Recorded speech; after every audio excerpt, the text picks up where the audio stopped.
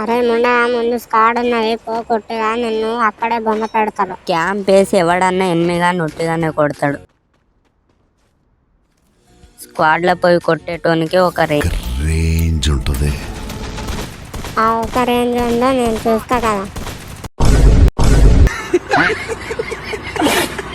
పోయి కొట్టిన వారు ఒక్కొక్కరిని స్క్వాడ్లో అక్కడే నీ శివాన్ని పండబెట్టిలే కదా.